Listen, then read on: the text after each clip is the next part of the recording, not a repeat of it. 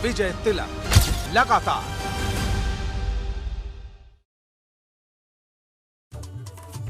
नमस्कार, विजय तिलक देख रहे हैं आप। नॉनस्टॉप लगातार कवरेज एबीपी गंगा पर पंचायत चुनावों की। मैं हूं आपके साथ राजीव ढोंडिया। नमस्कार, मैं अवधेश और 75 घंटे की इस महा कवरेज में पल पल की अपडेट्स हमने आपको दी है। और अब वो वक्त आ गया है जब थोड़ी देर के बाद, कुछ घंटों के बाद स्थितियां साफ हो जाएंगी। हालांकि स्थितियां साफ हो चुकी हैं, लेकिन जो रुझान परिणाम में बदलने वाले हैं उन पर निगाहें हमारी बनी हुई है। देर रात से लेकर अब तक हमने आपको मतगणना से जुड़ा हुआ हर अपडेट दिया है। मतगणना की हर तस्वीर हमने आपको दिखाई, आगे भी दिखाएंगे। 75 जिलों से जो भी तस्वीर सामने आ रही है वो हम आपको लगातार बता रहे हैं और ये लगातार दिखाते रहेंगे। इस बीच में बड़ी खबर आपको दे दें, जिला पंचायत चुनावों की मतगणना पर इस वक्त का जो अपडेट है वो आपको दे देते हैं। 3050 सीटें हैं। 3050 सीटों में से किसके खाते में कितनी गई हैं, ये टैली के जरिए तो हम लगातार आपको बता रहे हैं। तो बता देते हैं 2817 3050 सीटों में से 2817 सीटों के नतीजे और रुझान सामने आए हैं। समाजवादी पार्टी 775 सीटों के साथ सबसे आगे इस वक्त। समाजवादी पार्टी ने बीजेपी को अब पछाड़ दिया है। बीजेपी जहां बढ़त बनाए हुए थी, लेकिन पूरी रात भर ये काउंटिंग चलती रही है, रात भर एबीपी गंगा की कवरेज चलती रही है। तो 775 पर इस वक्त समाजवादी पार्टी चल रही है आगे, 632 सीटों पर बीजेपी चल रही है आगे, जबकि 337 सीटों पर बीएसपी है। वहीं 71 सीटों पर इस वक्त कांग्रेस आगे चल रही है। 1002 सीटों पर निर्दलीय यानी कि Samajwadi party, Bahujan Samaj party, BJP और अन्य बीजेपी से कहीं ज्यादा अन्य की संख्या। निर्दलीयों पर भरोसा। यहाँ पर जो दल हैं उनको सोचना होगा, वो खुश नहीं हो सकते कि हमें जनता ने इतना समर्थन दिया। असल में स्थिति यह है कि बसपा, कांग्रेस, भाजपा, सपा, किसी पर जनता को यकीन नहीं है। उन्होंने निर्दलीयों को आगे दिया है और यही हालत रही तो कहीं ऐसा ना हो कि विधानसभा में प्रत्याशियों से ज्यादा राजनीतिक दलों को, नोटा को वोट पड़ जाए। तो सभी को अपने अपने क्रियाकलाप, कर्म, नीति और नियत पर सोचना होगा, क्योंकि ये सभी के लिए एक संदेश है कि आप नहीं सुधरे तो फिर हम सुधार देंगे। और हमारे साथ शैलेश जुड़ गए हैं लखनऊ से, नीतीश वाराणसी से जुड़ गए हैं। शैलेश, ये जो तस्वीर बन रही है, अब निश्चित सी बात है कि जो लोग पिछड़े हैं वो कहेंगे इसका कोई असर नहीं है, जो आगे है वो कहेगा कि विधानसभा में भी हमें इसकी लीड मिलेगी। लेकिन ये जो तस्वीर बनी है, ये तस्वीर चिंता तो बढ़ाएगी, खासतौर से भाजपा की।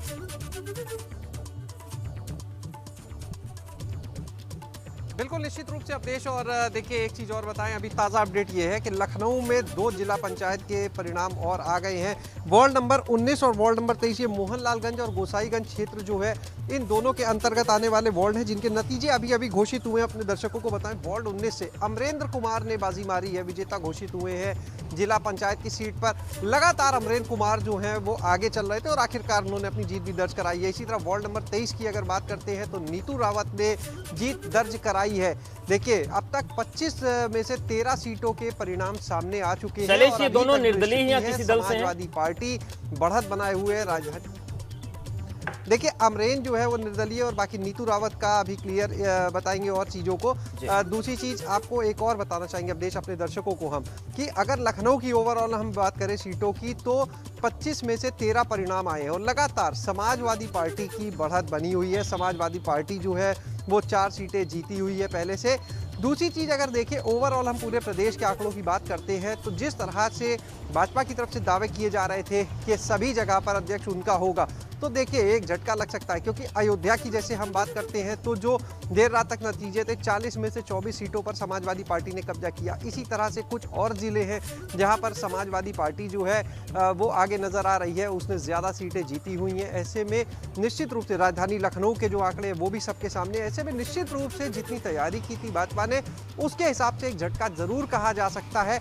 अब जो निगाहें हैं वो टिकी हुई है निर्दलीय प्रत्याशियों पर, क्योंकि बड़ी संख्या में निर्दलीय प्रत्याशी जीते हैं और अब जो दल है वो उनको अपने साथ मिलाना चाहेंगे। निश्चित रूप से अब जो निगाहें हैं वो निर्दलीय प्रत्याशियों पर है, क्योंकि उनकी मदद से जहां पर किसी भी पार्टी को अपनी अगर अध्यक्ष अपना लेकर आना है, तो ऐसे में और अगर उनकी अपनी पर्याप्त सीटें नहीं है तो एक ही सहारा बचता है, वो है निर्दलीय प्रत्याशी। निर्दलीयों का स्टैंड क्या रहता है, क्योंकि जनता ने उन पर भरोसा दिखाया है, अन्य पार्टियों की तुलना में उन पर भरोसा दिखाया गया कि हम आपको चुनते, किसी पार्टी विशेष को ना चुनकर। तो ऐसे में वो किसको चुनते हैं, जनता की उम्मीदों को, जनता के विश्वास को जो जनता ने उन पर दिखाया है, या फिर पॉलिटिकल पार्टीज की बातों में वो आ जाते हैं। नीतीश का जल्दी से रुख कर लेते हैं। नीतीश, अभी तक का जो अपडेट है वो आप दर्शकों को जरूर दें कि अभी तक का क्या अपडेट है, कितनी सीटों के रुझान परिणाम घोषित हो चुके हैं और कितनों के आना बाकी है?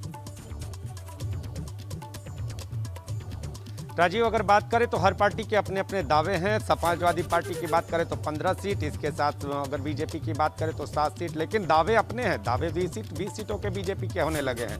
इसके साथ ही आपको बता दूं कि जो बसपा है वो 5 सीट, कांग्रेस 5 सीट, सुभाषपा जो समर्थित है वो 2 सीट, और इसके अलावा जो निर्दल हैं वो अपनी सीटों का दावा कर रहे हैं कि हम इन सीटों पर आ रहे हैं और इन सीटों को पूरी तरह से काबिज हैं।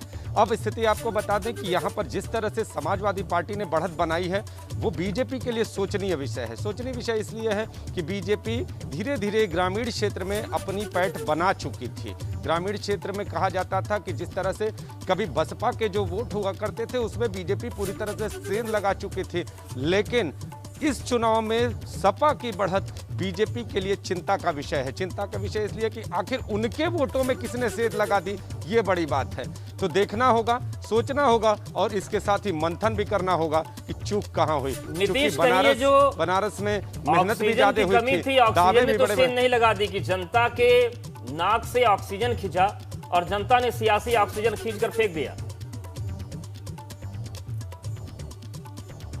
अवधेश जी, कई चीज़ें सामने आ रही हैं, कई बातें सामने आ रही हैं, उसमें ऑक्सीजन भी एक पहलू हो सकता है। और इसके साथ ही आपको बता दूं कि खास तौर पे जो सबसे बड़ा कारण ये सामने आ रहा है कि जो यहाँ के बीजेपी के स्थानीय निकाय है, जो स्थानीय इकाई है, वो जनता तक, ग्रामीण जनता तक अपना मैसेज देने में कहीं ना कहीं नाकामयाब हुई है। ऐसी चीज़ सामने आ रही है कि कहीं ना कहीं ग्रामीण जनता जो है वो इनको स्वीकार नहीं कर पाई। इनकी या तो ये कई बार ये भी देखा गया कि जो इन लोगों से जुड़े हुए लोग हैं वो जनता के बीच उस तरह से नहीं पहुंच पाए जिस तरह से पहुंचना चाहिए था।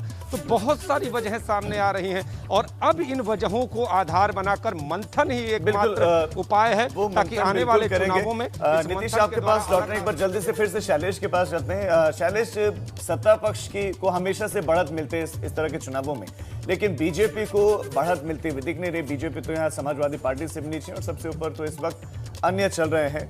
तो मल्टीपल फैक्टर्स हैं या कुछ विशेष जनता के जहन में?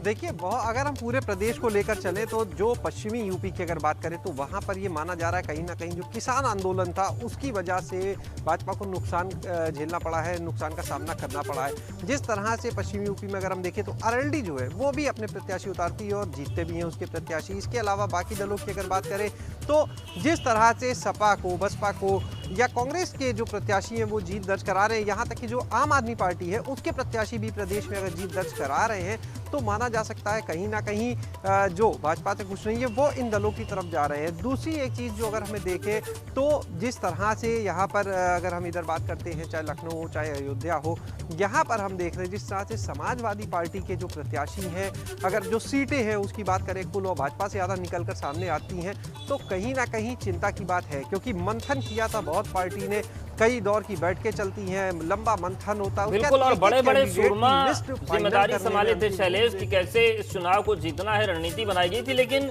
अधिकतर जिलों की अगर हम बात करें जो टैली लगातार हम दिखा रहे हैं, अधिकतर जगहों पर निर्णायक भूमिका में निर्दलीय हैं। वो जिसकी तरफ जाएंगे वही जिला पंचायत अध्यक्ष उसी पार्टी का बनेगा। ऐसे में तो प्रशासन के सामने चुनौती बहुत ज्यादा बढ़ गई है, क्योंकि पंचायत चुनाव का आप इतिहास देख लीजिए कि जैसे ही परिणाम आते हैं प्रत्याशी ऐसे गायब होते हैं या गायब किए जाते हैं कि हाथ पैर फूल जाते हैं पुलिस के, और चुनाव के बाद तक वो नहीं मिलते हैं फिर।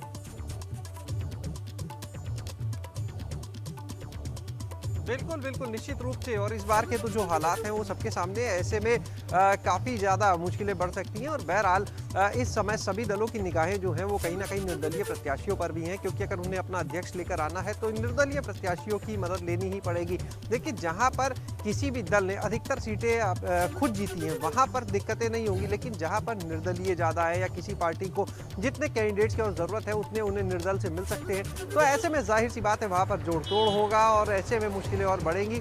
बहरहाल देखना ये होगा कि ऊँट क्या शैलेश एक्टिव हो गए जो बाकी परिणाम है, अगर हम लखनऊ की बात बीजेपी करें की तो बात अगले करें 2 घंटे तो वहां का जो नेतृत्व है क्या वो एक्टिव हो गया इस तरह की बातचीत करने के लिए निर्दलियों से?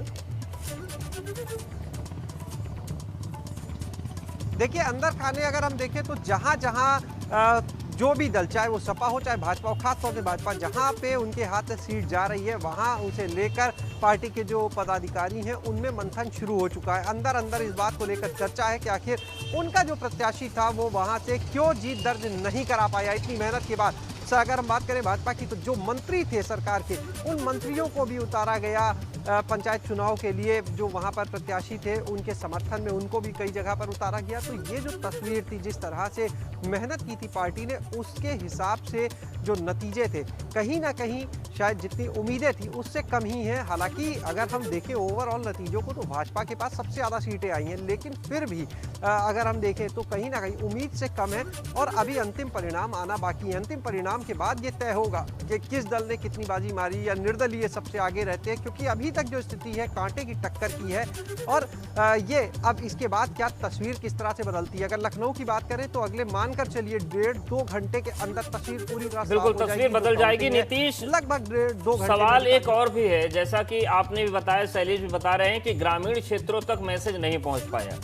ये उस हालत में है जब सांसदों ने गांव को गोद लिया, ग्रामीण क्षेत्रों में अलग अलग अभियान चलाए गए, तमाम सरकारी योजनाएं आई, ग्रामीण उत्पादन को विदेशी बाजार से जोड़ने तक की कवायदें हुई। इसके अलावा जो उपचुनाव हुए उसमें बीजेपी ने भारी जीत दर्ज की। इस बीते कुछ महीने, 1 साल के अंतराल में अगर ये हालत यहां पर हो रही है तो क्या एक बहुत बड़ा अलार्म है कि इसका असर विधानसभा चुनाव में पड़ गया तो फिर नतीजे क्या होंगे? निश्चित तौर पे अवधेश जी, अलार्म तो ये है, लेकिन जो तमाम तरह की योजनाएं सरकार की तरफ से दी गई, तो सरकार तो यहाँ पर योजनाएं दे रही है, सरकार यहाँ पर योजनाओं को लागू भी करवाने का पूरा प्रयास कर रही है। लेकिन अगर बात करें तो जो स्थानीय स्तर के जो कार्यकर्ता हैं, स्थानीय स्तर के नेता हैं, वो इन योजनाओं का मैसेज जनता तक पहुंचाते हैं। और जो स्थानीय स्तर के नेता और कार्यकर्ता हैं वो इस बार जनता तक मैसेज पहुंचाने में कहीं ना कहीं थोड़े असफल हुए हैं। यही चीज़ लगातार हम कह रहे हैं कि आखिर जो चूक है क्या वो इस पर हुई है। ये सारी बातें अब मंथन करने योग्य हैं। फिलहाल यहाँ अब जोड़ तोड़ की स्थिति को सोचा जाने लगा है। हर राजनीतिक दल जो निर्दल हैं उन पर अपनी निगाहें बनाए हुए हैं। अभी तो वर्तमान की जो नीतीश हुई है कि सही कैंडिडेट को नहीं दिया, प्रभावशाली व्यक्ति को टिकट ना मिलकर किसी दूसरे को दे दिया गया है और नाराजगी फिर पार्टी को झेलनी पड़ी है। राजीव जी, ऐसा कुछ बनारस में नाराजगी के तौर पे, बड़ी नाराजगी के तौर पर तो नहीं देखने में आया। हालांकि बनारस के साथ जो पड़ोसी जनपद है वहां पर कुछ जो इनके जो अपने कार्यकर्ता हैं, पार्टी के कुछ नेता हैं, उनके जो रिश्तेदार हैं, उनको टिकट देने में थोड़ी बहुत ऊंच नीच की बातें सामने आई। लेकिन बनारस में किसी की नाराजगी सामने नहीं आई। इसीलिए मैं शुरू से जिक्र कर रहा हूँ कि जनता पे जो मैसेज हुए, जनता के पास जो मैसेज है वो स्थानीय कार्यकर्ता कहीं ना कहीं पहुँचाने में असफल हुए, ऐसा लगता है। तभी जनता ने जो सपा है उसको एक कहे कि बड़ी जीत दर्ज कराने का मौका दिया है। आपको बताएं कि समाजवादी पार्टी भी पहले दावा करती थी, पहले अगर बात करें बनारस की तो पहले दावा करती थी कि हम जनता के बीच रहते हैं। और बीते दिनों जिस तरह से किसान आंदोलन में समाजवादी पार्टी ने अपनी बड़ी भूमिका निभाई थी, आंदोलन हुए थे और समाजवादी पार्टी का कार्यकर्ता सड़कों पर दिखाई दे रहा था। और इसके साथ ही जो अगर दूसरी बात करें तो कोरोना काल में भी समाजवादी पार्टी का भी कोई नेता विशेष तौर पर दिखाई नहीं दिया। अगर नेताओं की बात करें तो ये खादीधारी कहीं भी किसी भी की भी मदद करते खास तौर पर दिखाई नहीं दिए। अपने लोगों की मदद करते थे जो इनके खास तौर पे हैं, तो उनकी मदद। लेकिन सिर्फ बीजेपी का दोष देना ये भी कहीं सही नहीं होगा। बीजेपी के नेता तो जमीन पर दिखे ही नहीं, लेकिन जो विरोधी दल है वो भी अपने हिसाब से ही मदद करते दिखे। कोई ऐसा नहीं है जमीन पे नहीं दिखेंगे तो जमीन किसकेगी? जनता ने क्यों नकारा, ये बड़ा सवाल। पंचायत पर, मतगणना पर लगातार निगाहें बनी है कि आखिर किसके माथे पर विजय तिलक लग रहा है। जी, और इस बीच में एक बड़ी खबर मिल रही है, बहराइच का रुख कर लेते हैं। मुख्यमंत्री और डीएम के आदेशों का थाना रुपईडीहा में पालन नहीं हो रहा है। बड़ी खबर आपको दे रहे हैं, कोविड-19 की जमकर धज्जियां उड़ाई गई, खुलेआम धज्जियां उड़ाए गए। अब आप तस्वीरों को देख लीजिए, ये तस्वीरें बयां कर रहे हैं कि हुआ क्या है। यूपी के मुख्यमंत्री योगी आदित्यनाथ ने स्पष्ट सख्त निर्देश दिया है, पंचायत चुनावों में विजय जुलूस नहीं निकलेगा। थाना रुपईडीह के केवलपुर के प्रधान के जीतने पर, उनके विजय होने पर यहां विजय जुलूस निकाला गया। विजय जुलूस का वीडियो सोशल मीडिया पर वायरल हो रहा है। सवाल यह है कि क्या प्रधानी खत्म नहीं होनी चाहिए ऐसे शख्स की जो जिम्मेदार नहीं है, जो अपनी जिम्मेदारी नहीं समझ रहा है, और कार्रवाई नहीं होनी चाहिए? क्या ऐसे शख्स पर जो महामारी अधिनियम है उसके तहत कार्रवाई नहीं होनी चाहिए, जिसने बड़ी भीड़ जुटा रखी है और समर्थकों का रैला है, बड़ी भीड़ है? बिल्कुल राजीव, तो ये तस्वीरें बताती हैं कि कानून का मजाक किस तरीके से उड़ा है। हालांकि सीएम के आदेशों को किसी ने नहीं माना, अधिकारियों ने भी नहीं माना, क्योंकि मतगणना स्थलों पर आप हालत देख लीजिए किस तरीके की भीड़ उमड़ जाती है और वहां पर 2-4 कांस्टेबल के अलावा कोई दिखता नहीं है। तो पंचायत चुनाव को लेकर बुरी तरीके से उत्तर प्रदेश का सरकारी अमला फेल हुआ है और उसी की ये तस्वीरें हैं जो बताती हैं कि जीत का जश्न तो हो गया, लेकिन आने वाले हफ्तों में कोरोना का अगर भयानक विस्फोट हुआ तो इसके लिए पूरी तरीके से निर्वाचन आयोग और प्रदेश का जो सरकारी महकमा है वो जिम्मेदार होगा। लेकिन ये तस्वीरें बताती हैं कि किसी को नियम कानून की परवाह नहीं। इस बार पंचायत चुनाव पूरी तरीके से भगवान भरोसे हुआ है। एक बात यह भी है कि नियम तो आप बना देते हैं, तो नियमों का पालन करवाना भी तो आपकी जिम्मेदारी है। सिर्फ पेपर में नियम बना देना काफी नहीं होता है। आप उस जगह को लीड करें जहां पर लोग भी नियमों को नहीं मानते, तोड़ते हैं, खुलेआम तोड़ते हैं, तो वहां पर नियमों को पालन करवाने के लिए होना चाहिए था। पुलिस वाले क्यों नहीं दिखाई दे रहे इन तस्वीरों में?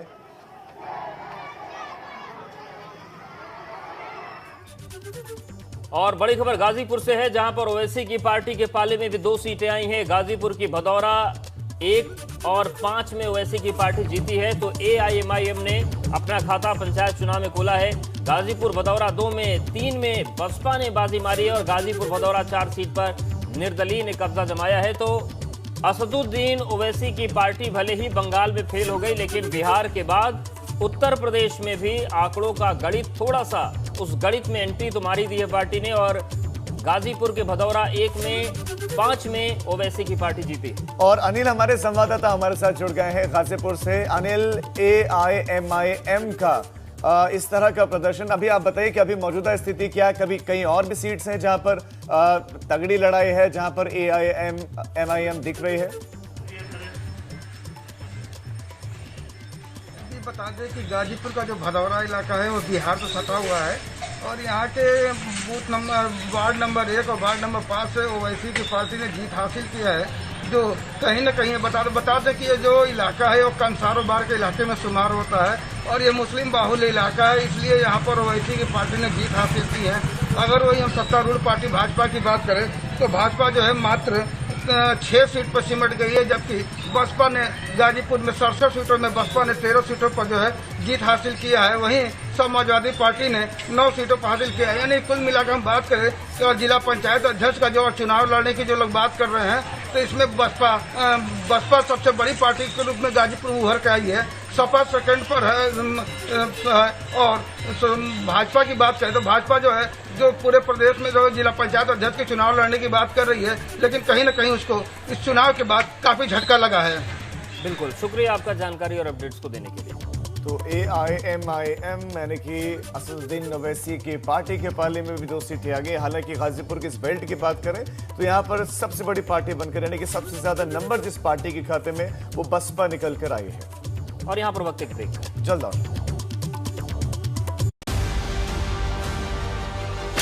टीवी इतिहास में पहली बार पंचायत चुनाव की मतगणना की अभूतपूर्व कवरेज। 75 जिले से 75 घंटे की non stop coverage. ABP Ganga पर घर बैठे देखिए काउंटिंग की पल पल की अपडेट। विजय तिलक लगातार